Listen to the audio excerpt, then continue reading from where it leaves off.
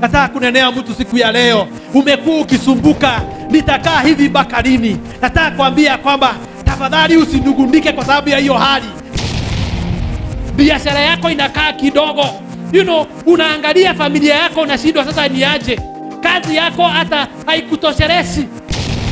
Kujilinganisha, kukaa maisha ambayo si yako. Ikiwa Mungu atakukomboa, anakukomboa katika hiyo hali yako. Acha na huyu mtu alikombolewa. Nataka tusome katika kitabu cha Job chapter 8 and verses 7. Job chapter 8 verses 7. Your beginning will seem humble, so prosperous will your future be. Your beginning will seem humble, so prosperous will your future be. Baba wa rehema, asante kwa sababu ya neno lako. Tunakushukuru kwa vile Bwana umekuwa ukitunenea hata katika ibada ya kwanza. Bwana, hata tunapoenda katika ibada hii ya pili, Bwana, usikia neno lako, naomba ukanitumie kama chombo chako. Hata unapofungua mioyo yetu na roho zetu, ili Bwana tukaweze kupokea kile ambacho Bwana umeandaa siku ya leo. Ninasema ya kwamba ukusanyishi wana wa Yakobo bure, lakini wakati unapotukusanyisha Bwana uko na sababu. Tunasema ni asante. Tunakuja kinyume na nguvu zote za giza, tawala ambao Bwana unakuja kutufinyilia wakati wa neno lako, tunauharibu katika jina la Yesu Kristo, na tunatangaza ya kwamba Roho wako Mtakatifu akaweze kutawala katika mkutano huu katika jina la Yesu Kristo. Tumeomba na hata kuamini. Amen. Do not despise your small beginning, or do not despise small beginning. Usidharau mwanzo mdogo. Bwana Yesu asifiwe. Biblia inasema mahali tumesoma ya kwamba mtu anaweza kuwa na mwanzo mdogo. A person can have a small beginning. But the Bible says that the end of that life, it shall be greater. Mwanzo unaweza kuwa mdogo, lakini mwisho utakuwa mkubwa. Bwana Yesu asifiwe. Jesus. Tafadhali nakusihi ya kwamba katika hali ambayo uliye, huenda ikawa inaweza kuwa ni mwanzo mdogo, lakini tafadhali usidespise, usidharau. Bwana Yesu asifiwe. Ni kwa maana Biblia inatuambia kwamba mwanzo unaweza kuwa mdogo, lakini mwisho utakuwa mkubwa. Praise the name of Jesus. Mwanzo unaweza kuwa mdogo, lakini mwisho utakuwa mkubwa. Thank God because of the small beginning. Ni vizuri pia kushukuru Bwana kwa sababu ya huo mwanzo mdogo. Bwana Yesu asifiwe. Ni kwa maana saa zingine unaweza kujiangalia hakika uone ya kwamba ni mambo mengi sana ungetaka kufanya na hakika hauna uwezo ya kuyafanya. Ni mwanzo mdogo. It is from the hand to the mouth. Ile uwezo ambao uko nao ni mdogo sana. Praise the name of Jesus. Huo unaweza kuwa ni mwanzo tu. Lakini Biblia inasema kwamba mwanzo unaweza kuwa mdogo, lakini mwisho utakuwa mkubwa katika jina la Yesu Kristo. Bwana Yesu asifiwe. Na katika Biblia kuna watu ambao walikuwa na mwanzo mdogo. Mtu kama David. David maisha yake Biblia inasema kwamba aliishi katika jangwa akiangalia kondoo na mifugo ya baba yake. Katika ule udogo wake, the small beginning, yeye aliishi akiangalia utajiri wa baba yake ama kondoo za baba yake. Praise the name of Jesus. Aliishi huko malishoni. Hata wakati ndugu wanaishi katika palace wakimtumikia Saul, yeye aliishi huko. Mwanzo wake ulikuwa mdogo, lakini nashukuru Mungu kwa sababu baadaye Mungu alikuja akamuinua. Praise the name of Jesus. And he made David to be the king of Israel. Praise the name of Jesus. The greatest king, by the way. Daudi alifanyika kuwa mfalme mkubwa sana katika nchi ya Israeli. Bwana Yesu asifiwe. Kwa hivyo nataka kusema ya kwamba pengine mwanzo wako unaweza kuwa mdogo. Daudi alikuwa na mwanzo mdogo sana. A very small beginning. Mwanzo ambao ulikuwa ni mdogo sana. Hakuwa na mtu angeweza kumsaidia maisha yake. Aliishi katika kutumwa. Bwana Yesu asifiwe. Akimtumikia mzazi wake. Lakini hiyo haikuzuilia, hata kama alikuwa na mwanzo mdogo, haikumzuilia Mungu kumtumia na akakuwa mtu mkubwa. Nataka kuambia siku ya leo, huenda ikawa uko katika hiyo hali ya udogo. Wewe unaangalia unaona ya kwamba haujui itakuwa aje. Nataka kuambia kwamba huo ni mwanzo tu, na mwanzo wa kila kitu unakuwaga mdogo. Bwana Yesu asifiwe. Praise the name of Jesus. Mungu anataka watu ambao wako na mwanzo mdogo. Mungu anataka tukaweze kuanza katika hiyo hali dogo. Bwana Yesu asifiwe. Na hata katika hiyo hali hiyo dogo, Mungu ametuhakikishia ya kwamba prosperous will be your future. Bwana Yesu asifiwe. Kwa hivyo haita determine your future. Mwisho wako ni baka utakuwa mkubwa. Hata kama umekuwa na mwanzo mdogo, saa hii unang'ang'ana kwa sababu ya school fees. Saa hii unang'ang'ana kwa sababu ya chakula. Saa hii unang'ang'ana kwa sababu ya chakula, ya mavazi. Saa hii unang'ang'ana kwa sababu ya kulipia watoto school fees. Nataka kuambia kwamba huo ni mwanzo tu, na mwanzo wako unaweza, lakini mwisho utakuwa mkubwa katika jina la Yesu Kristo. Bwana Yesu asifiwe. You know, sometimes the way you see yourself, saa nyingine unaangalia mambo mpaka unauliza, hakika tumelala njaa, siwezi hata kununua chakula. You know, si kumaanisha ya kwamba ukishindwa kununua chakula hautapata chakula ya kutosha baadaye. Bwana Yesu asifiwe. When you are being brought up ya hiyo miaka ya zamani, nakumbuka mama yetu alikuwa na watoto wengi, na chakula hakika yaweza kugaika. Si kama wakati huu tunakula vile tunataka. Unaingia kwa fridge, you don't care how you eat. Unakula matunda. Wakati huu hakukuanga na chakula. It was limited. Chakula kilikuwa kidogo sana. Kikipikwa, kilikuwa kinapakuliwa kwanza. Kama ni watu 8, kinawekwa kwa sahani zote 8. Na hapo inaangaliwa ni gani mingi kuliko ingine. Tulikuwa tunakula kama tumetoshana. Praise the name of Jesus. Ulikuwa ni wakati mgumu, lakini ulikuwa ni wakati wa mwanzo. Praise the name of Jesus.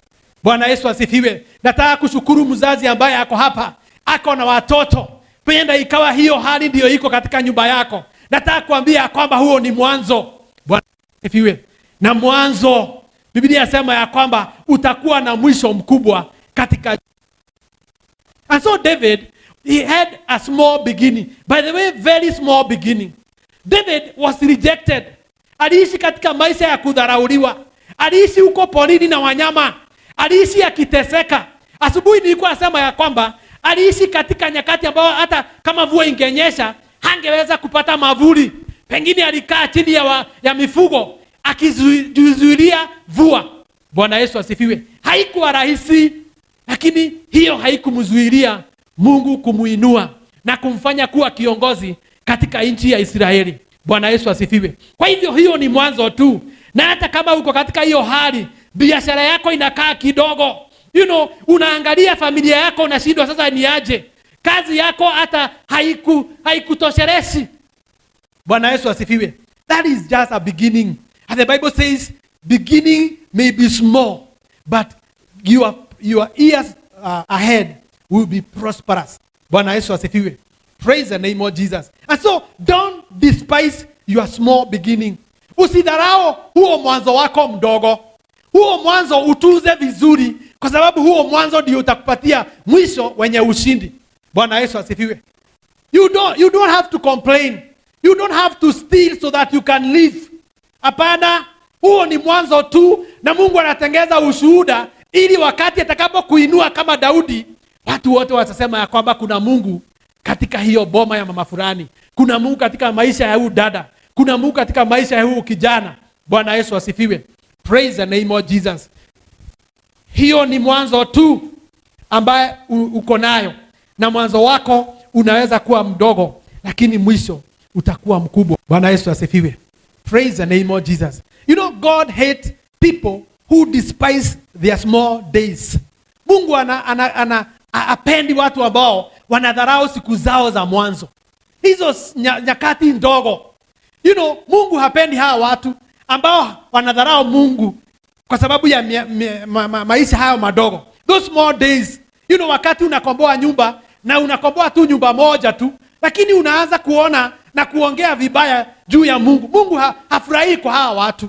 Bwana Yesu asifiwe. Ni leo tu unakomboa hiyo nyumba. Kuna wakati hata wewe utakombolesha katika jina la Yesu Kristo. Kuna wakati wewe utakuwa katika double rooms. Bwana Yesu asifiwe. Wakati huo ambao uko katika hawa kanyumba kadogo, kafurahie, shukuru Mungu kwa sababu ya hiyo nyumba. Wewe haunyeshewi, hauko nje. Praise the name of Jesus. You know, you are living, unaishi mahali ambapo unaweza kulipa. na Mungu anakuja kukuinua wewe, utakuja kuwa na nyumba yako. Bwana Yesu asifiwe. Hata hawa watu wako na plot, wale watu ambao tumekuwa tukisikia ama tukiona wako na manyumba ambao wametukodisha, hata wao walikuwa na rent wakati moja. Bwana Yesu asifiwe. Na huo Mungu wao akawakumbuka. Hata wewe Mungu wako atakukumbuka katika jina la Yesu Kristo. Kwa hivyo David alipitia wakati mgumu sana katika maisha yake. Alikaa katika hali ya udogo wake, and it was very small beginning. Wakati ule mdogo ambapo aliteseka, alifinyika, lakini Mungu wetu ni mwaminifu, aliweza kumuinua na akaweza kumbariki katika jina la Yesu Kristo. Bwana Yesu asifiwe. Praise the name of Jesus. Mtu mwingine ambaye alikuwa na maisha madogo ni Samuel. I was speaking about Samuel in the morning. Bwana Yesu asifiwe. Samueli naye wakati alipozaliwa, in the book of 1 Samuel chapter 2, the Bible talks about her mother Hannah. Baada ya kumzaa na baraka ya Mungu ikakuja katika maisha yake, alikuwa naomba mtoto kijana. Biblia inasema ya kwamba alichukua huyu mtoto na baadaye akampatiana katika nyumba ya Eli. Praise the name of Jesus. Hey, this one was terrible. Hakupokea ule malezi ya wazazi. Lakini badala apokee malezi ya wazazi, alichukuliwa na akapelekwa katika hekalu alipotumikia Mungu mahali pale. Praise the name of Jesus. Saa zingine tunaonana kama ni mzuri, lakini nataka kusema ya kwamba Samueli alianza katika hiyo nyumba ya Eli. Bwana Yesu asifiwe. Praise the name of Jesus. Akakuwa katika madhabahu, lakini nilikuwa naona ya kwamba ilikuwa ni wakati mgumu sana kwake. Ni mwanzo mdogo. Yaani alikuwa anafikiria ama alikuwa akae na wazazi wake, lakini hakukaa na hawa wazazi, alipelekwa katika hekalu. Bwana Yesu asifiwe. Praise the name of Jesus. But God lifted Samuel and he was a great prophet in Israel. Akawa nabii mkubwa sana wa Mungu katika Israeli. Na Biblia inasema ya kwamba yeye ndiye aliweza kupaka wafalme wa Israeli mafuta. Aliweza kumpaka David. Tunakumbuka wakati David alikuwa katika malisho na Samuel akatumwa na Mungu katika nyumba ya Ese ambaye alikuwa ni baba ya David. Na Biblia inasema ya kwamba Samuel alipokosa kati ya watoto ambao walikuwa wa Jesse, akauliza baba yake, je, hauna mtoto mwingine? Na hapo ndio David alikujia na akamuanoint to be the king of Israel. Praise the name of Jesus. Bwana Yesu asifiwe. Hallelujah. Kwa hivyo Samuel katika udogo wake alikaa katika madhabahu, alikaa akimtumikia Mungu, alikaa katika madhabahu, lakini baadaye Mungu alimuinua na akamfanya kuwa mtu mkubwa. Nataka kunena katika jina la Yesu Kristo, huo mwanzo wako mdogo, Mungu atakuja kukuinua. Biblia inasema kwamba mwanzo unaweza kuwa mdogo, lakini mwisho utakuwa mkubwa katika jina la Yesu Kristo. Kwa hivyo usijalishwe mpendwa, hata kama hauwezi kufanya mambo makubwa sana. Hiyo uwezo mdogo ambayo uko naye, shukuru Mungu kwa sababu ni Mungu amekuwezesha. Shukuru Mungu kwa sababu ya hiyo level ambayo uko naye, na huo Mungu atakuinua kutoka katika hiyo kiwango mpaka akupatie kiwango kikubwa katika jina la Yesu Kristo. Bwana Yesu asifiwe. Mtu mwingine ambaye alikuwa na mwanzo mdogo ni Moses. The Bible talks about Moses, and Moses wakati alitoka katika nchi ya Misri, alienda katika wilderness. Bwana Yesu asifiwe. Praise the name of Jesus. It was not easy for Moses. Akaanza kuangalia mifugo ya mtu ambaye hakuwa anajua. Akaanza kuchunga tu, hebu imagine the daughters of his father, the daughters of his father-in-law walikuwa wanaenda kuchota maji. Alafu wakamkuta tu amekaa karibu na kizima. Akawasaidia kuchotea mbuzi na ngamia maji. Lakini wakaenda wakaambia baba yake, kuna mtu ambaye tumekuta pale katika kizima. Aliishi katika maisha madogo, katika umaskini mkubwa. Alikuwa anaangalia mali ya mtu ambaye hajui. Huo ulikuwa ni mwanzo wake, lakini Mungu akamkumbuka. Bwana Yesu asifiwe. Najua asubuhi ya leo na nena na mtu nikikwambia kwamba haijalishi, huenda ikawa haujakula vizuri, huenda ikawa umekuwa katika hali ya kufinyika, umekuwa katika madeni, umekuwa katika kudharauliwa. Nataka kuambia kwamba huo ni mwanzo tu, na mwanzo wako unaweza kuwa mdogo, lakini mwisho wako utakuwa mkubwa. Praise the name of Jesus.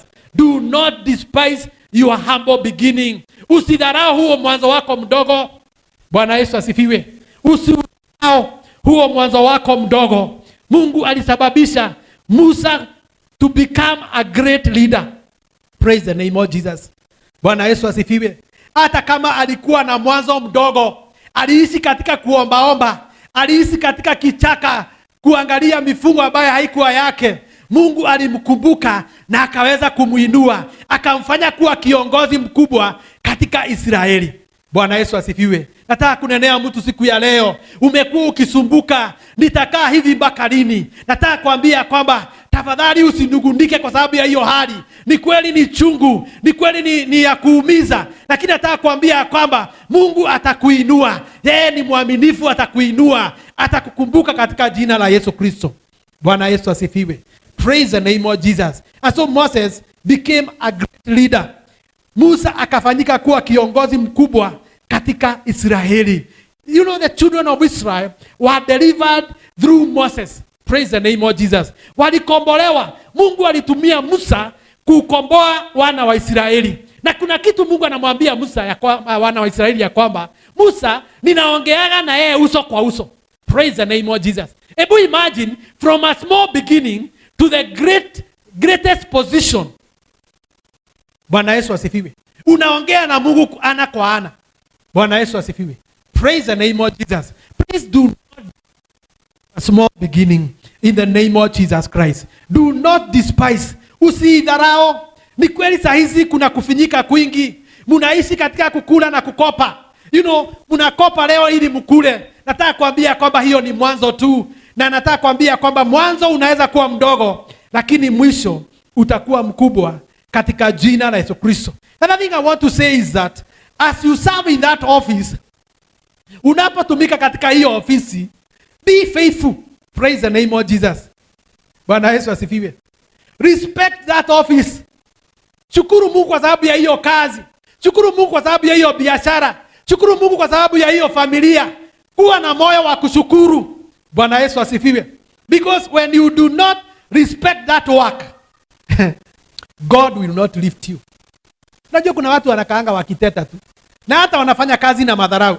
Hii kazi nilipatiwa hii. Hii ni kazi ya nyumba mimi. Na vile nimesoma. Sasa si mwanzo mdogo. Bwana Yesu asifiwe. Mwanzo mdogo. Usijui kama ushaona watu wanafanya kazi na madharau. In that office unakuta mtu anafanya madharau. Wengine hata waingiagi kazi mapema, wanaregarega tu huko nje. Wako na madharau kwa sababu ya hiyo kazi. Na ni mwanzo tu mdogo ambaye Mungu anakupitishia ili aweze kukuketisha katika hicho kiti cha juu. Tafadhali hata katika hiyo kazi ishukuru kwa sababu it has fed your family. You have educated your children through that work. Bwana Yesu asifiwe.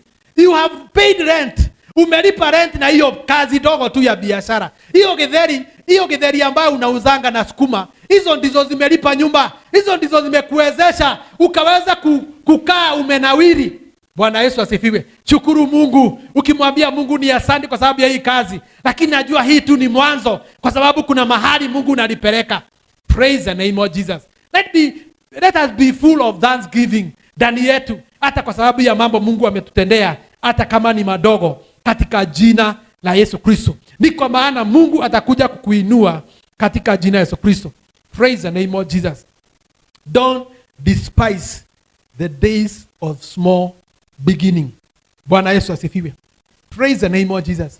You know brethren, Mungu anapenda wale watu ambao wanaanza chini.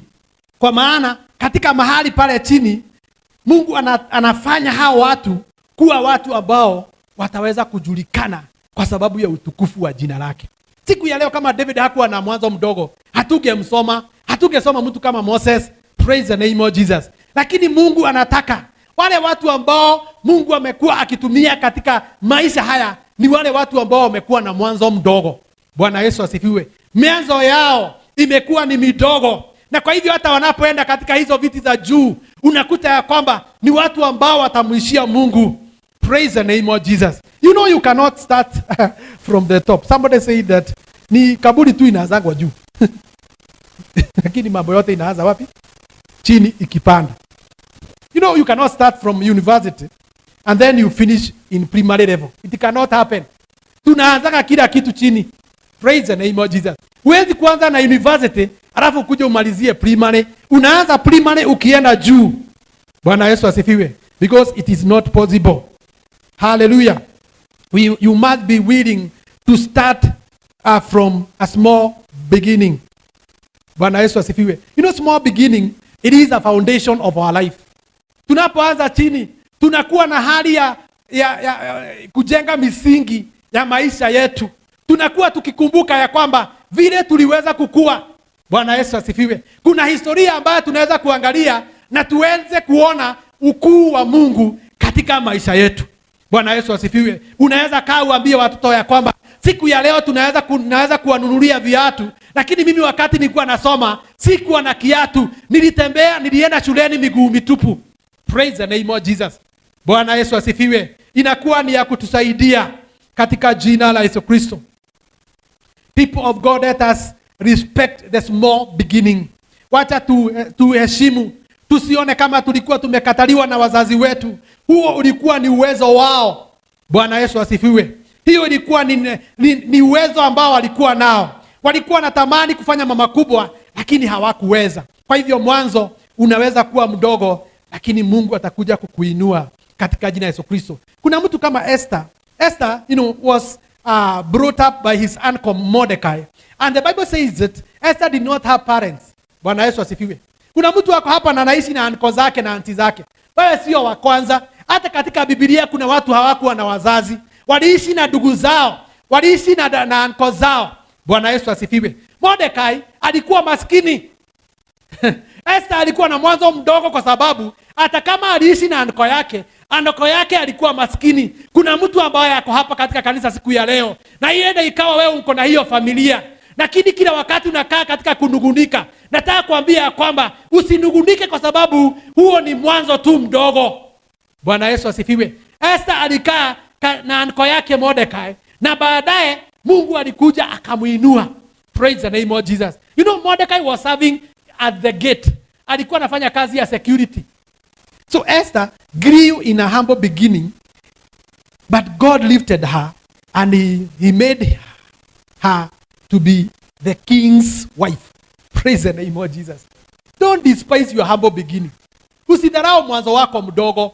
Mwanzo wako unaweza kuwa mdogo, lakini nataka kusema ya kwamba mwisho wako utakuwa mkubwa katika jina la Yesu Kristo. Na pia ningetaka kuambia na kunena na wazazi. Bwana Yesu asifiwe. You know, in the book of Psalms 127, there is something that the Bible talks about, and I need us to go and tuiangalia kidogo about watoto. Kwa sababu saa zingine wazazi, we complain a lot because of our children. Tunateta, nataka kuambia kwamba wewe usitete. Bwana Yesu asifiwe. Hawa wazazi wamekupatia, hawa watoto hawa watoto wanaweza kukupeleka mbali. Bwana Yesu asifiwe. In the book of Psalms 127, wacha nianze verse 3. Inasema ya kwamba children are heritage. Unaweza kutuwekea. Yeah. From the Lord.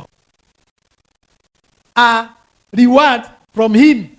4 verse 5. Verse 5. Blessed is a man whose quiver is full of them. They will not be put to shame when they contend their opponents. Praise the name of Jesus. Bwana Yesu asifiwe. Watoto ni baraka. Watoto ambayo Mungu amekupatia ni baraka. Na ningetaka kusema ya kwamba Biblia inasema ya kwamba watoto ni baraka kutoka kwa Mungu. Praise the name of Jesus. Ni yeye amepatiana. Na kama vile verse 4, mishale ilivyo katika mikononi mwa shujaa, a warrior, hivyo ndivyo watoto walivyo katika huo mzazi. Bwana Yesu asifiwe. We must treasure our children. We must show them good love. Bwana Yesu asifiwe. Kwa sababu watoto ni mishale. Hata wakati unawaekelea mikono, waambie wewe ni mishale. Praise the name of Jesus. Mimi ni mishale. Kuna mambo utazuilia wewe. Praise the name of Jesus. Bwana Yesu asifiwe. They are arrows in the hands of a warrior. My goodness, this one is hakuna kitu cha muhimu kama mishale kwa shujaa wakati wa vita. Wakati anapotumia hiyo mishale, anaweza kulenga adui na kumuua ule adui. Bwana Yesu asifiwe. Kwa hivyo watoto wakiwa heritage ambaye Mungu ametupatia, Biblia inasema ya kwamba hao watoto ni mishale. Praise the name of Jesus. Bwana Yesu asifiwe. Ukiwaombea, hebu waambie wewe ni mishale. Wewe utanisaidia. Utatukomboa katika jina la Yesu Kristo. Somebody like Joseph. Praise the name of Jesus. Joseph, he helped the children of Israel. He helped his family. Alisaidia familia yao. Bwana Yesu asifiwe. Praise the name of Jesus. Kwa sababu alikuwa mishale katika hiyo familia. Don't despise those children. Kile kitu utafanya ni kuanoa vizuri. Position them. Whatever that you want to do, make sure you pay for that school fees. Make sure you pay for that university. Help them to be in school. Bwana Yesu asifiwe. Wasaidie. Kwa sababu hawa ni mishale. Praise the name of Jesus. You know, kuna neno ambalo linanifurahisha. Verse 5 inasema kwamba blessed is the man whose quiver is full of them. They will not be put to shame. Praise the name of Jesus. Kubarikiwa ni ule amejaza hiyo kitu ya mishale. Bwana Yesu asifiwe. Inatakwa hiyo kitu ya mishale, hiyo nyumba yake. Ukiwa na watoto wengi ni baraka. Bwana Yesu asifiwe. Usione watoto ya kwamba wakiwa huko ni saa hizi tu unalia tu ati wanakula mfuko wako. Kuna wakati watakwambia mam, kaa hapo chini ukule, hata sisi tumekuwa wakubwa. Praise the name of Jesus. Bwana Yesu asifiwe. Because the Bible says that they will not be put to shame. Hawatawekwa aibu. Bwana Yesu asifiwe. Watasimama katika wakati kama huu kuna shida ya magonjwa. Unakuta wanalipa bill. Unakuta wanakupatia chakula. Unakuta wanakufanyia kwa sababu hawa watoto si wakati walikuwa wadogo, sasa wamekuwa wakubwa na wanaweza kusimama katika malango zako. Hizo shida ambazo zinakusumbua, kama ni rent, unakuta wanakuambia kwamba hiyo rent tunalipa. Kama ni gas wanakuwekea, kama ni stima wanakulipia. Watoto hao ambao ulilea katika umaskini, sasa wamekuwa wakubwa, wanasimama katika malango zako. Hizo shida ambazo zimekuwa zikusumbua kwa sababu wamekuwa wakubwa. Praise the name of. And so I want to speak to the parent this morning that please kaa nao vizuri. Na usiwe na wengine ambao unapenda mwingine umpendi. Hapana, watochanishe wote, lakini uanoe kuwa position ya kwamba hata wakati watakapotoka Mungu atapata kuwabariki katika jina la Yesu Kristo. Praise the name of Jesus. Let us do what it takes because of our children. Let us help them. Let us live well with them. Tukubali kuangalia vizuri kwa sababu wakati tumewatengeneza na kuanoa watakuwa mishale. Praise the name of Jesus. Bwana Yesu asifiwe. One time I have a pastor friend, mtoto wake anafanya kazi. Lakini kuna kitu alikuwa ananiambia. Wakati moja alitembelea hiyo company na kila kitu ikasimama kwa sababu yeye ameingia. Kwa sababu mtoto ambaye amekalia kiti huko ni wa huu mzee. So wakati alisema ya kwamba, na alikuwa nafikiri mtoto wake alikuwa amesema dadie atakuja. Alikuwa anapelekwa na askari na bodyguard. Akona bodyguard kutoka kwa gate mpaka kwa office. Praise the name of Jesus. Kwa sababu ya mtoto ambaye alisomesha tu akamwangalia. Please, I want to beseech you in the name of the Lord. Do what it takes because of our children. Usione kama unapoteza pesa wakati wanasoma, wasaidie wasome. Hujui huyu ni nani ambao umekuwa naye. Hujui ulizaa nani. Praise the name of Jesus. In a family, msichana mmoja alipata kazi ya UN kwenda nchi za nje. Wacha nikwambie kitu ilifanyika. Kwa sababu ya msichana mmoja tu amesoma akapata kazi hapa katika nchi yetu ya Kenya. So what happened is that the whole family ilipelekwa katika hiyo nchi. So wakati alikuwa anajaza akasema hapana, nibaka niende na my family. Hata msichana wa kazi, I think niliwaambia story. hata msichana wa kazi, hata yeye akaweka katika hiyo package kwa sababu ya mtu ambaye mtoto mmoja. Praise the name of Jesus. Bwana Yesu asifiwe. Huyo mtoto ambaye umekuwa naye, tafadhali mtuze vizuri, muangalie. You never know what God can do through him or her, in the mighty name of Jesus Christ. Bwana Yesu asifiwe. And so Esther, she had a small beginning, lakini alikuwa na mwisho mkubwa. Bwana Yesu asifiwe. Mtu mwingine ni Peter. My goodness. Peter, the closest disciple of Jesus Christ. Peter alikuwa anavua samaki. Alikuwa anapigwa na upepo huko usiku. Alikuwa mtu anateseka katika bahari. Alikuwa na mwanzo mdogo, lakini Mungu akamuinua. Praise the name of Jesus. You know, something else is that Peter was not educated. Yeye hakuwa amesoma. Alikuwa amesomea kuvua samaki. He was a fisherman. But Jesus find Peter, akamuona akivua samaki, aking'ang'ana. Bwana Yesu asifiwe. Na Yesu akamuinua. Lakini kuna kitu alifanya, akabadilisha jina lake. Praise the name of Jesus. From Simon to Peter. Praise the name of Jesus. I want to tell you in the name of Jesus, you know, do not despise your small beginning. Saa hizi unang'ang'ana. It is from hand to mouth. Yani wewe unaangalia unaenda kuzeeka na hakuna kitu unaweza kuhesabu. Wewe usijali, kuwa mwaminifu katika huo mwanzo, kwa sababu huo mwanzo utakuwa na mwisho mkubwa katika jina la Yesu Kristo. Bwana Yesu asifiwe. Nilikuwa naongea asubuhi kuhusu Joseph. Pia alikuwa na wakati mgumu sana kwa sababu ndugu zake walimuuza. Joseph pia alipitia rejection. Bwana Yesu asifiwe. Alidharauliwa na ndugu zake. Aliweza kuuzwa. Praise the name of Jesus. You know, aliteseka. Lakini baadaye Mungu alikuja akamuinua to the highest position in the land. Bwana Yesu asifiwe. Please don't despise your small beginning. Usidharau hata kama unang'ang'ana. Wewe usijali hata kama ulikopa leo. Utalipa tu. Kaa katika hiyo hali tu. Wakati wa Mungu utakapofika, Mungu atakuja kukuinua katika jina la Yesu Kristo. Praise the name of Jesus. Bwana Yesu asifiwe. You know, things that will make God lift you from small beginning. Mambo ambayo itakayofanya Mungu akuinue from small beginning. Mambo ambayo itakayofanya Mungu, things that will make God lift you from the small beginning. Number one, you must know your position or your purpose in life. Ni mpaka ujue makusudio yako katika maisha yako. Bwana Yesu asifiwe. Praise the name of Jesus. You must know that God has a good purpose for you. God is in need of you. Ni mpaka ujue, ni mpaka ukae katika makusudi ya Mungu. Ikiwa Mungu atakutoa katika your small beginning, ni mpaka ujue makusudi ya Mungu katika maisha yako. Katika kitabu cha Jeremiah 29 verse 11 nasema kwamba Mungu ako na mpango mema kwa ajili yako. Mpango wa kupatia mwisho wenye ushindi. Praise the name of Jesus. Ni mpaka ukae katika hayo makusudi ya Mungu.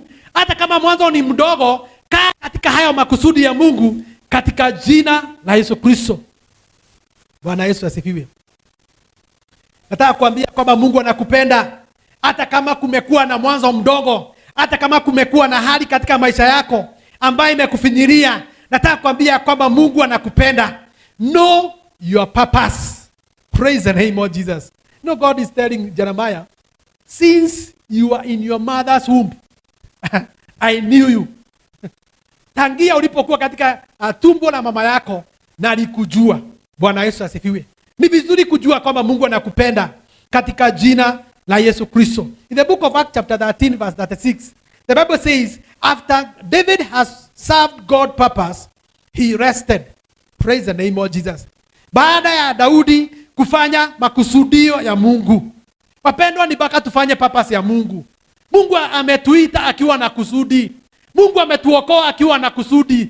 Kaa katika hiyo makusudi ya Mungu, ukimngojea ili akaweza kukuinua katika jina la Yesu Kristo. Usikae kama unaregarega huko nje. Bwana Yesu asifiwe. Jua ya kwamba Mungu ako na mpango mwema kwa maisha yako. Endelea kunena hivyo katika maisha yako, ya kwamba niko katika makusudi ya Mungu. Najua Mungu ako na mpango mwema juu ya maisha yangu. Na ukae katika makusudi ya Mungu. Mtumikie Mungu Kaa katika Mungu. God has good purpose or plan for you. Number 2, for God to lift you from small beginning is that write your vision. Praise the name of Jesus. Write your vision. Andika maono yako. Andika maono yako. Praise the name of Jesus. Usifuate watu. Usikae katika, watu. Na nilikuwa nasema in the morning that, we are living in times of internet and what have you. YouTube. Unaenda kwa YouTube unaangalia vile watu wanaishi. Maisha yao ni ya kurembeka. Vile wako na utajiri mwingi. Na sasa wewe umekuwa ukiishi katika hali ya kufuata watu.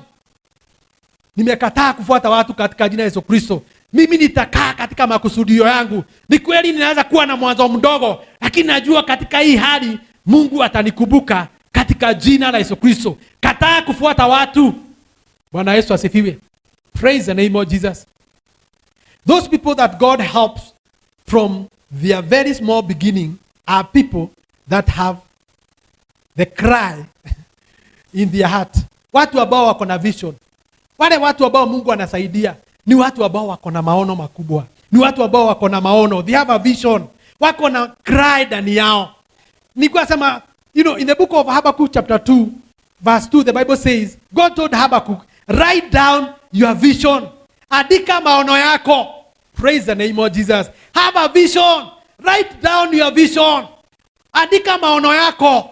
Kuwa ukisema maono. Bwana Yesu asifiwe. Unajua wengine ni wazazi. Saa zingine unaweza kosa kuandika, lakini sema katika hiyo nyumba, kuwa ukitangaza tu ya kwamba hivi ndivyo ningetaka tukae. Hata kama mmetuona tuko hapa, makusudio yangu ni kwamba siku moja tutakaa hivi na vile.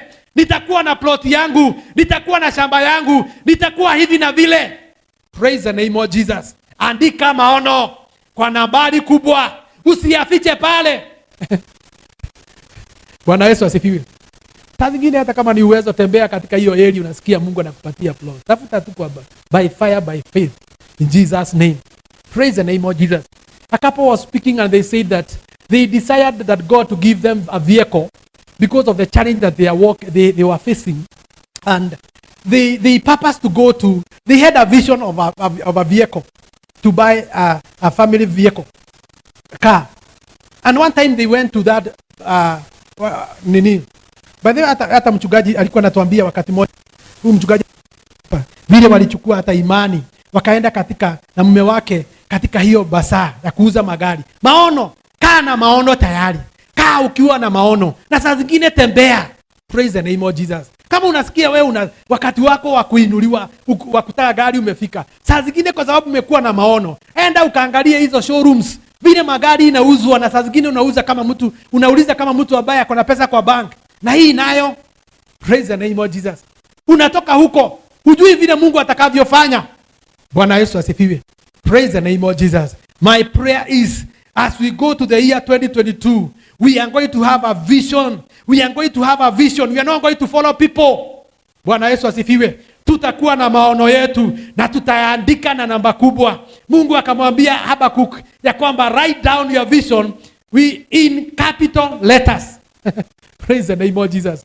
Because the Bible says a vision may tarry, but it shall surely come to pass. Maono inaweza kaia, lakini itakuja kupita. Praise the name of Jesus. That is one of our daughter, alikuwa anatuambia sijui anataka kwenda university gani. Lakini nakumbuka hata wakati nilikuwa namuombea akiwa mgonjwa, aliniambia the same word.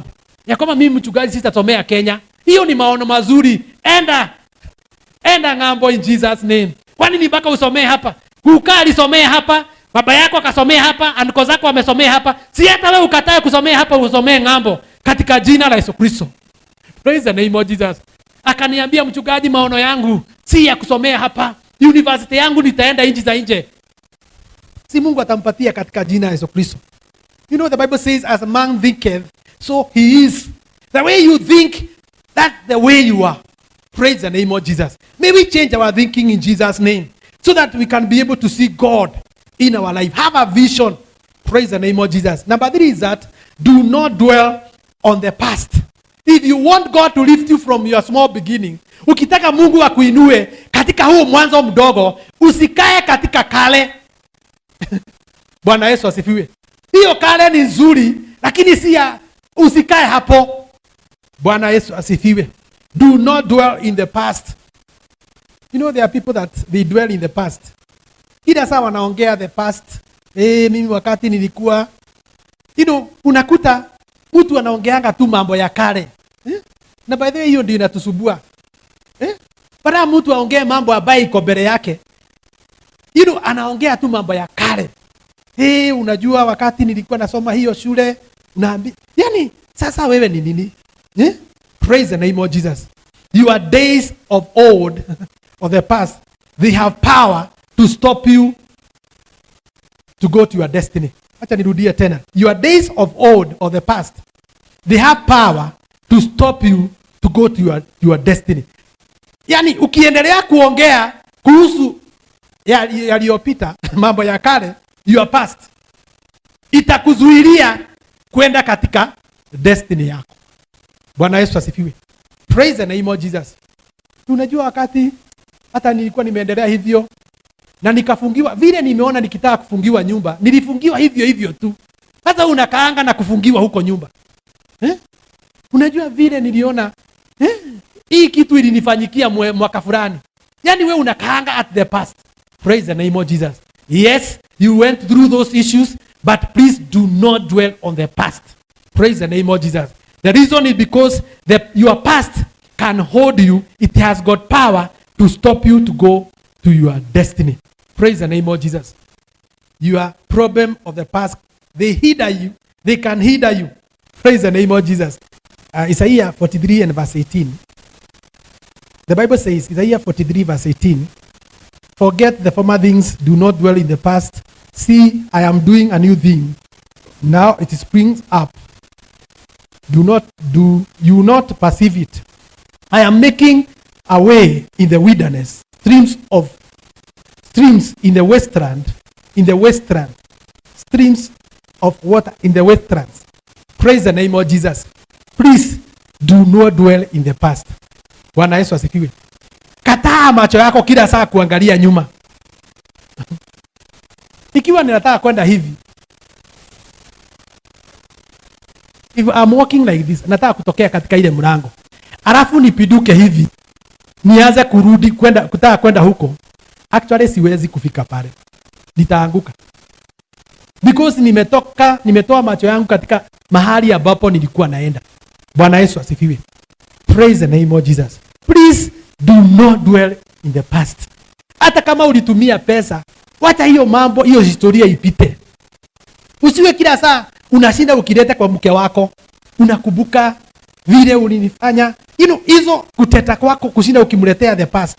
Please do not dwell in the past. Hata kama wewe ni mke, wacha kushinda ukikumbusha mume wako iliyopita. Praise the name of Jesus. Angalia mbele. Biblia inasema ya kwamba forget the former things, do not dwell in the past. See, verse 19, I am doing a new thing. Praise the name of Jesus. Bwana Yesu asifiwe. Please do not dwell in the past in Jesus name. Past inakuanga na mambo mengi. Past inakuanga na failure.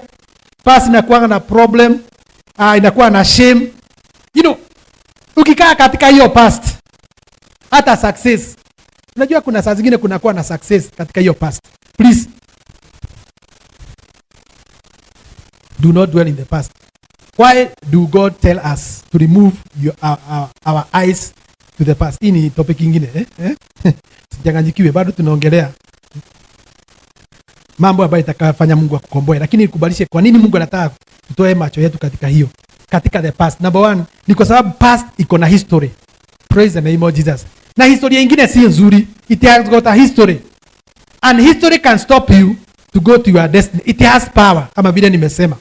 Number two is that when your eyes look back, they do not see the power. They do not have power to see what is before you. Wakati unapoangalia nyuma, macho yako haitakuwa na uwezo wa kuona ile iliyo mbele yako. Bwana Yesu asifiwe. Praise the name of Jesus. Number 4, what will make God lift us? Nimetoka hapo kwa kutoa macho nyuma. But number 4. Number 3 nimesema ya kwamba do not dwell in the past. Number 4 ninataka kusema ya kwamba do not despise yourself. Praise the name of Jesus. If you want God to lift you from your humble beginnings, ukitaka Mungu akuinue katika mwanzo wako mdogo, tafadhali despise. Unajua kuna watu wanajidharau. Unajiita bure. Mimi ni mtu wa makosa. Karibu hata ujinyonge. Unajua kuna watu wanajionanga wako bure. By the way, acha nikwambie, hakuna mtu mwingine kama wewe dunia mzima. Wewe ukiondoka ni hivyo. Huyo mtu ameondoka. That's how serious it is. Please, don't despise yourself. Hata kama ulifanya makosa makubwa sana, usifike pahali uanze kujiona ya kwamba wewe ni bure. Wewe ni bure namna gani? Na hakuna mtu mwingine dunia mzima. Wewe acha kucheza. Praise the name of Jesus. If you want God to lift you from your humble beginning, please do not despise yourself. Praise the name of Jesus. You know, Paul is telling Timothy, and he's telling Timothy, let no one despise your youth. Usikubali mtu yoyote adharau ujana wako. Praise the name of Jesus. Hata kama umefanya makosa. Na kushukuru mchungaji moja, wakati moja niliongoza, nafikiri ni ibada, sijui nini nilifanya. Na si kuongoza, alikuwa ananipatia assignment, nikamwambia mimi siwezi kuongoza. Nikamwambia nitafanya makosa. Akaniambia hata ukifanya makosa, hii kazi si yako. Ni ya Mungu. Fanya makosa, kazi ni ya Mungu. Praise the name of Jesus. You know, sometimes tunaona sisi ni watu wa kukosa tu throughout. Hata kama utakosa, Bwana Yesu asifiwe, ukienda katika kioo, anza kujinenea. Umekosa ndio, lakini wewe unaenda mbali. Hiyo ni kidogo tu. Alafu una smile. Najipatia smile, banana smile. Bwana Yesu asifiwe. Hakuna mtu hajawahi kosa. Praise the name of Jesus. Hakuna mtu hajawahi kosa. Yesu wakati mmoja wanafunzi walikuwa namwambia, na akamwambia hapana, semi kwamba hatuwezi kuwa watakatifu, lakini akasema ya kwamba ule ambaye ni mtakatifu tu peke yake ni Mungu. Praise the name of Jesus. Please do not despise yourself. Bible says, as a man thinketh, Proverbs 23 verse 7. The Bible says, as a man thinketh, so he is. Wakati unapoanza kujidharau, kujidespise, kujiona wewe ni mtu wa makosa, ukipatiwa assignment unasema ya kwamba mimi siwezi, unajidharau, unajiona ya kwamba ni kama maisha imeenda sana, wewe ni useless. I'm telling you, as the man thinketh, so he is. Utakuwa hivyo tu. Bwana Yesu asifiwe. You know, in the book of Job, I think 23, the Bible says, Job saying, the things that I had feared, they have come to me. Mambo ambayo niliogopa, imenikujia. Wakati unapoendelea kuogopa, hiyo hali itakukujia kwa sababu ni wewe umeita. Lakini ukiikataa na uweze kusema ya kwamba mimi najua niko perfect, mimi si mtu wa makosa, utakuja kuona ya kwamba umeshinda katika jina la Yesu Kristo. Praise the name of Jesus. The Bible says in the book of Romans chapter 12 verse 1, do not be conformed to the pattern of the world, but be renewed by the renewing of your mind. Praise the name of Jesus. Bwana Yesu asifiwe. You know, there are people that are very good, but the problem is that they always despise themselves. Watu wazuri, lakini ile kitu wako naye, they despise themselves. Sijui kama nitatumia jina rejection. They reject themselves. Bwana Yesu asifiwe. Naomba Mungu akusaidie katika jina la Yesu Kristo. Number 5 is that develop godly character. Develop godly character. Kuwa na tabia ya Mungu. Kuwa mcha Mungu. Wapendwa, tumeokoka. Wacha tukae kama tumeokoka. Bwana Yesu asifiwe. Ikiwa Mungu atatukomboa katika ule udogo wetu, mpaka tukae kama tumeokoka. Bwana Yesu asifiwe. Kuwa na uungu ndani yako. Uungu ni nini? Character ya uungu ni nini? Number 1 ni upendo. Praise the name of Jesus. Kuwa mtu ambaye anapendana hata wakati kuna makosa. Biblia inasema ya kwamba upendo unafunika wingi wa dhambi. Hakuna mtu ambaye hafanyagi makosa. Bibi yako, mke wako anaweza fanya makosa. Hata wewe unaweza kuwa umefanya makosa. Watoto wako wanaweza kuwa wamefanya makosa. Lakini kuwa na uungu ndani yako that you can forgive. Unaweza kusamehe. Praise the name of Jesus. Number 2, godly character, it is faithfulness. Kuwa mtu ambaye anaweza kuaminika. Tunaishi katika nyakati ambazo watu si waaminifu. Praise the name of Jesus. Bwana Yesu asifiwe. Number 4 is speak the truth. Unajua hata waume wanadanganyanga wake zao na hata wake wanadanganya waume wao. Kuta mtu aongee ukweli. Mke wako umemweka parking mwezi mzima akigojea tu mpato. Ulimwaidia utampatia 10,000 ama 5,000. Lakini unakuta kama mwezi umefika hata uongei. Na ukiongeleshwa kidogo unaanza kuruka kama mpira. Wewe. Bwana Yesu asifiwe. Wacha ukweli wako uwe ukweli katika jina la Yesu Kristo. Bwana Yesu asifiwe. Praise the name of Jesus. Hallelujah.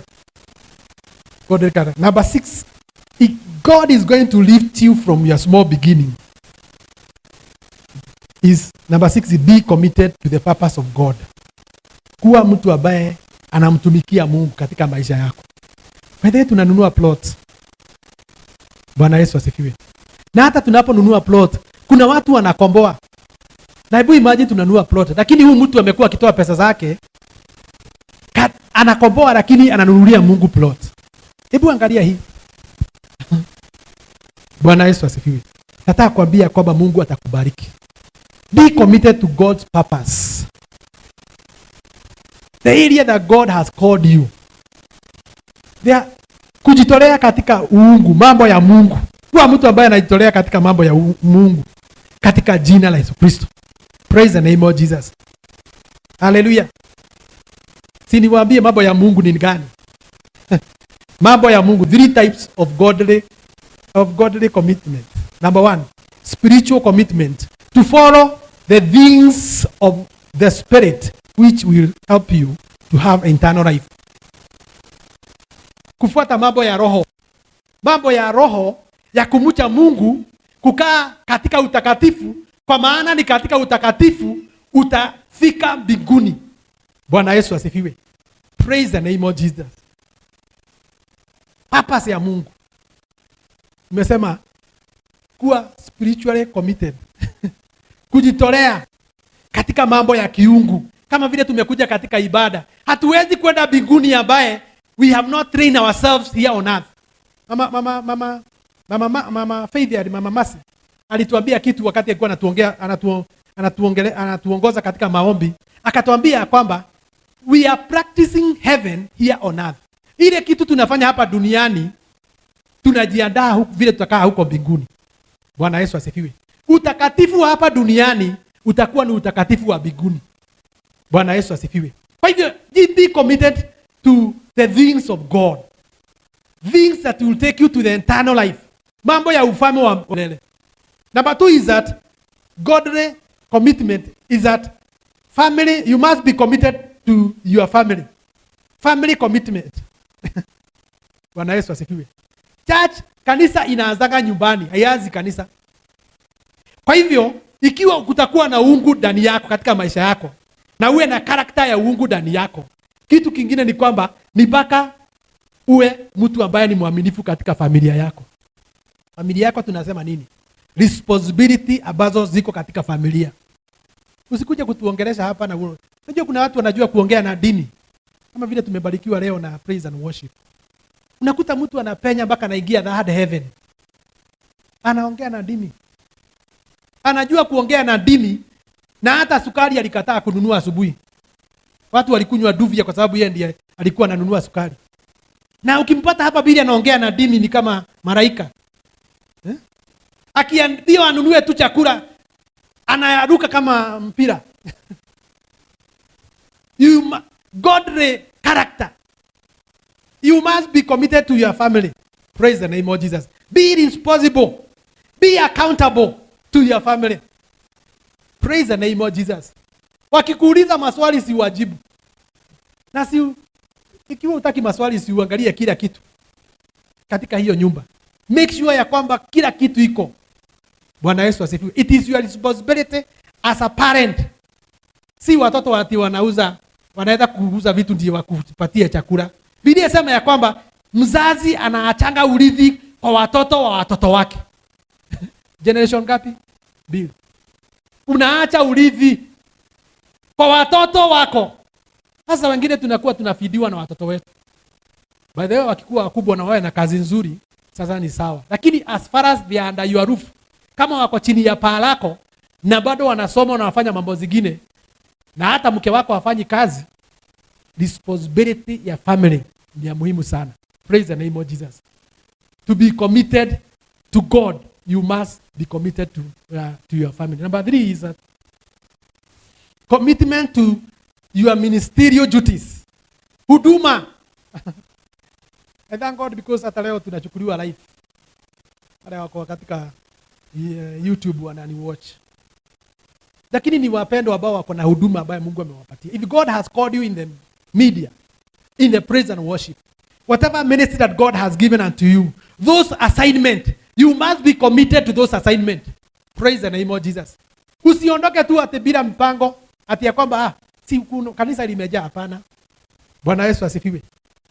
Mungu anaangalia kazi zetu. Biblia inasema ya kwamba wakati Daudi alimaliza makusudi ya Mungu, akapumzika. Alimtumikia Mungu katika generation yake. Alitetea huduma ya Mungu. Hata wewe unaweza katika jina la Yesu Kristo. Number 4 is that be committed in your work. In your place of work. This one is very, very important. Kuna watu ambao wako na madharau katika kazi zao. They are not committed. Bwana Yesu asifiwe. Katika biashara zao wanafungua saa 5, nasema vile uchumi umeharibika, na yeye ndiye ako na madharau. He is not committed to his place of work. Bwana Yesu asifiwe. He is not committed to his career. Katika kazi yake hatilii bidii.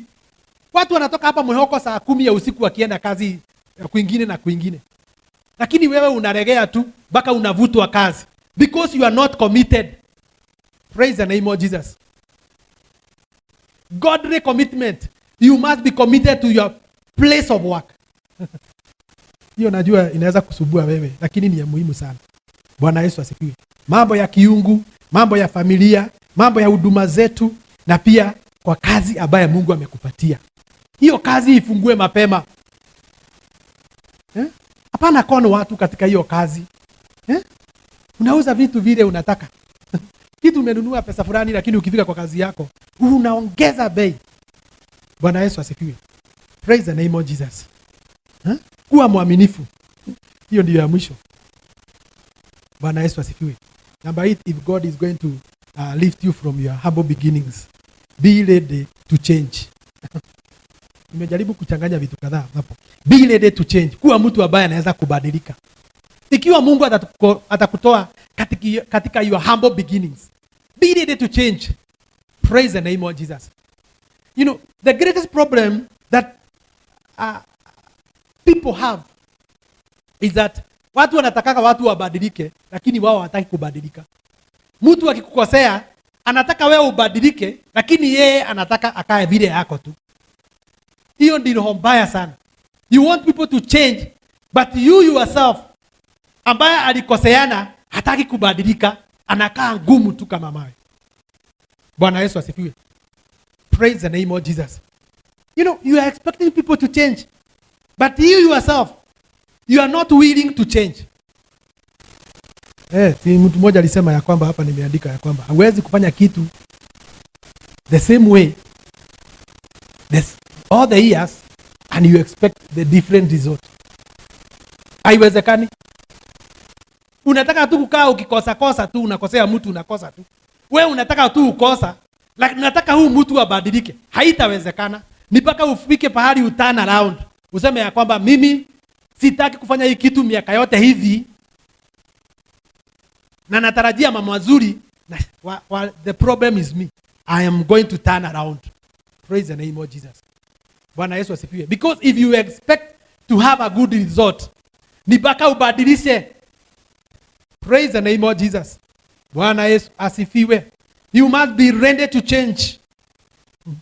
Develop a method to change for good result. Number 9. Leo nimewapatia point. Do not compare yourself with others. If you want God to lift you from your humble beginning. Acha nimalize hii topic kwa sababu nikosa kuimaliza. Sijui sasa Mungu atanipatia. Please, if you want God to lift you from your humble beginning, don't compare yourself with others. The problem in the world today is that people are trying to compare themselves with others. Hii kitu nimesema. hata katika YouTube na nini, unakuta watu wanaenda kudownload life ya mtu na unajaribu kujilinganisha, na hata unataka kukaa kama yeye, kujilinganisha, kukaa maisha ambayo si yako. Ikiwa Mungu atakukomboa, anakukomboa katika hiyo hali yako. Acha na huyu mtu alikobolewa, kama alikobolewa, wewe kaa katika hiyo hali, kwa sababu Mungu ni mwaminifu, atakuja kukuinua katika jina la Yesu Kristo. Praise the name of Jesus. Bwana Yesu asifiwe. Why do people compare themselves with other people? Whether people are sick because of comparing themselves. Watu wengine wamekuwa wagonjwa kwa sababu ya kujilinganisha na watu. Lakini number one is that you are not those people. Kwa nini unajilinganisha na wewe si hao watu? Bwana Yesu asifiwe. Huyo ni mzungu, wewe ni Mwafrika. Huyo ni Mkikuyu, wewe ni Mluhya. Bwana Yesu asifiwe. Praise the name of Jesus. God does not you like them. Don't compare yourself with them, because God does not see you like them. Mungu haonagi wewe kama hao. Mungu anakuonanga kama wewe. Vile ulivyo anakujua. Praise the name of Jesus. Ona kama wewe. Bwana Yesu asifiwe. Number 2 is that you are not going where they are going. Wendi mahali wanaenda. Usijilinganishe nao. Hawaendi mahali unaenda. Bwana Yesu asifiwe. Jesus. Hata kama mlisoma wakati tulimaliza, watu walimaliza secondary school miaka, vile uliingia na saduku yako ndivyo ulitoka na saduku yako wewe mwenyewe. Na hiyo ndio kitu watoto wanasahau wingi. Unakuta mtoto anasahau ya kwamba wakati atakapo ya upili, vile aliingia ndivyo atatoka na box yake. Hivyo tu marafiki wake wataachana hapo tu, alafu ataenda kwao. Bwana Yesu asifiwe. Praise the name of Jesus. You going where they are going. Usijicompare nao. Bwana Yesu asifiwe. Number 3 is that God has got a special purpose for you.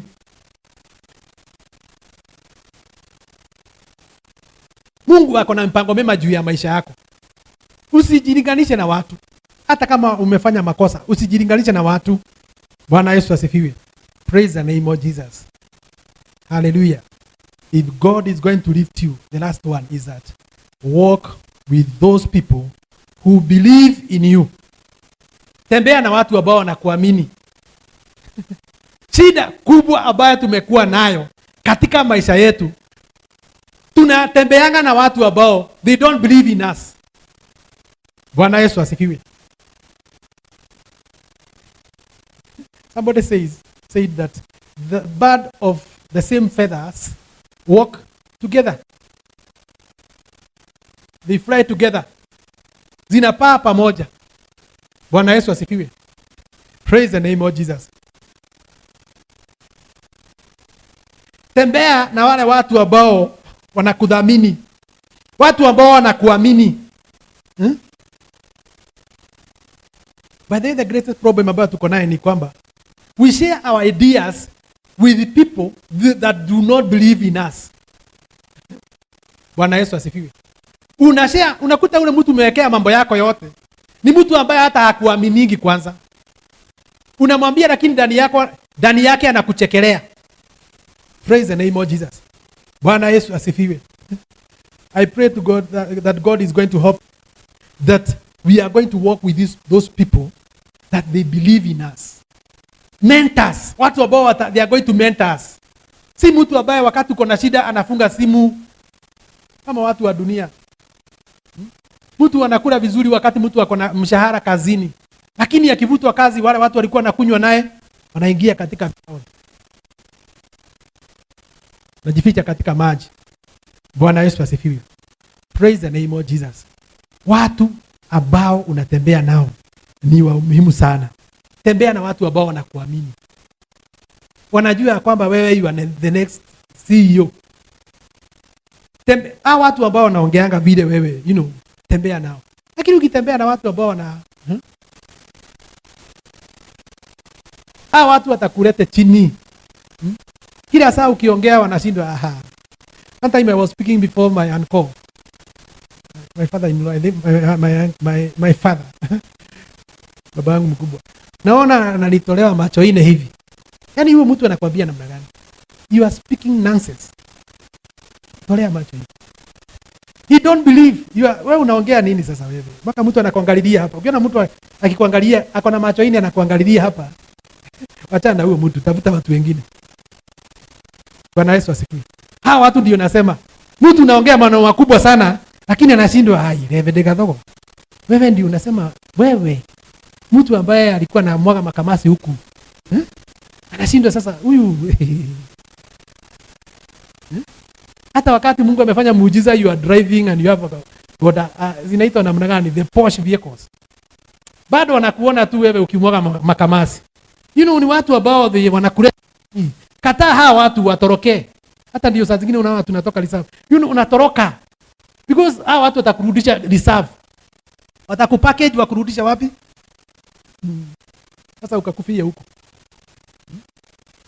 When you share with them about your family, anakwambia hapana, mpaka muwe mmelaaniwa. Na ni mwanzo mdogo. Hakuna mtu ambaye ako na laana. Mliokoka nyote na maisha yenu ni mapya. But because of the issues, they are telling you divorce your wife.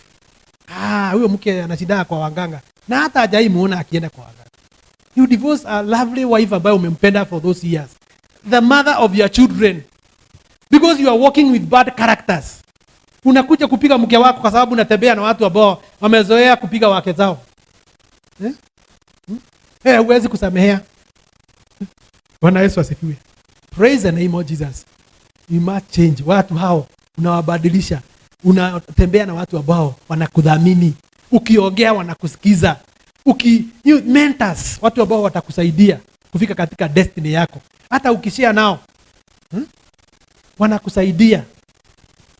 I like parents because our fathers and our mothers, hata mtoto akiongea matope,